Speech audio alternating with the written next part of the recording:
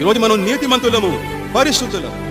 ఇది ఐక్యత వలన వచ్చే ఆశీర్వాదం.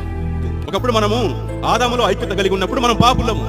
ఎప్పుడైతే మనము యేసు క్రీస్తులో ఐక్యత కలిగి వచ్చామో ఇప్పుడు మనం ఎవరు? నీతిమంతులు. అది జీవప్రదమైన నీతి. ఇది యేసు క్రీస్తులో సజీవ ఐక్యత కలిగి ఉండడం వలన మనకు వచ్చిన ఫలితం. యేసయ్యలో మనం పొందిన ఈ ఐక్యత కొత్త రకమైన జీవితాన్ని, అనగా దేవునికి విధేయతతో కూడిన నీతివంతమైన జీవితాన్ని మనకు ప్రసాదించింది. ఒకప్పుడు మన ఇష్టానుసారంగా పాపములో మునిగి తేలుతూ జీవిస్తూ ఉన్నాము. కానీ ఎప్పుడైతే మనము యేసయ్యను నమ్ముకుని ఆయనలో మనము ఐక్యత పొందామో ఇప్పుడు మనకు ఏమొస్తుంది? ఆలోచనలు, తలంపులు ఏమొస్తుంది? కొత్త ఆలోచనలు, కొత్త తలంపులు.